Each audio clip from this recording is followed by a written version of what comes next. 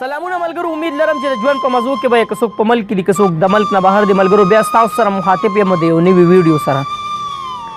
ملګرو دا ویډیو ما نن راوړی د خصوصي د یوسف جان لالا په باره کې.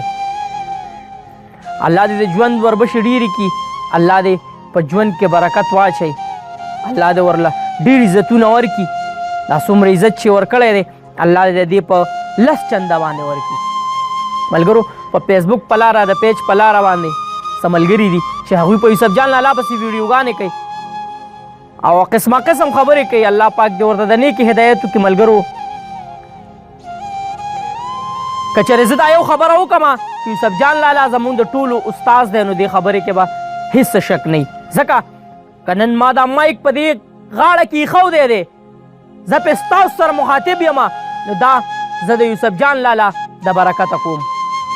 څومره چې هم سوشل ورکران دي او هغوی څه قسم کار هم کوي، که د یو غریب کور له ځي نو دا هم لاول یوسف جان د غریب کور له تللی، که د یو تاڼې که یو مجرم له ځي نو اول یوسف جان لالا تللی دی. نو ملګرو سوال درته کومه چې خپل استاز ته په سپک نظر مه ګورئ، ځکه چې کوم سړي خپل استاز ته په سپک نظر کتلی دي نو ګورئ هغه چېرته هم نه دی کامیاب شوی. ملګرو یوسف جان لالا صحافي دی او ډېر غټ صحافي دی. زموږ د خیبر پښتونخوا اولنی هغه مایک راوچت کړی، هغه ته دا پوره حق حاصل دی، بلکې د هغه سره ډېر غټ سپورټ دی. هغه چې د یو مجرم نه تپوس کوي، د یو مجرم لاکپ ته ځي نو ګوره یو خبره درته کوم چې هغه ته پوره اجازت دی. که د یو کس انټرویو له لاړ نه شي نو تاسو پوه شئ چې ډېره غټه مجبوري به وي چې هغه به د دې سړي انټرویو له نه تللی. داسې پروګرامونه مې هم کتلي دي چې د تورسرې نه په غټ په ډک پروګرام کې دا تپوس کړی چې ته د خپلو جامو ته وګوره، ته د خپل لباس ته وګوره، ته د خپل حالاتو ته وګوره، ته ولې د خدای نه یېرېږي؟ یا ته دا کم لباس دې په سر کړی دی، ته پښتنې ته دا لباس ښه کړه. بس دا زموږ دپاره غټه خبره ده. ملګرو زه ورته سوال کوم چې په یوسف جان لالا پسې خبرې مه کوئ. هغه که یو پښتون نه انټرویو کړې ده، پښتون یې شو کړی دنیا ته په لاکپ کې نو ګوره یو خبره درته کوم هغه د هغه مجرم نه دا تپوس کړی چې ته پیمانتیا لرې او که نه لرې. د دې وجې په هغه پسې تللی دی چې دا پیمانتیا ولري، پیمانه شي.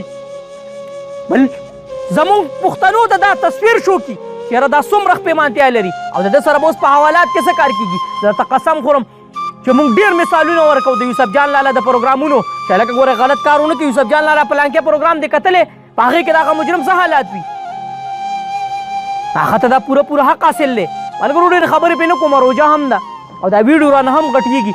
دغه چې کوم مخالفین دي او کوم خبرې کوي په یوسف جان لالا پسې د هغوی دپاره مې یو څو شعرونه راوړي دي، مخکې ما هم ویلي وو، خو هغوی ته د ډالۍ وي چې څنګه به را پیدا شي زموږ قام کې یوسف جان غوندې غریب سره غریب وي او د خان سره د خان غوندې.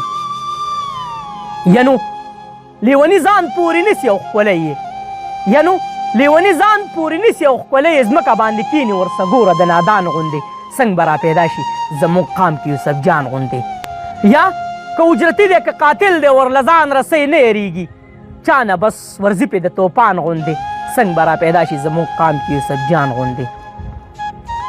ستا د وجې ډېر غریبانان الله ښه کړي دي، ستا د وجې ډېر غریبانان الله ښه کړي دي، ته پې ورېدلی د رحم د باران غوندې او څنګه به را پیدا شي زموږ قام کې یوسف جان غوندې.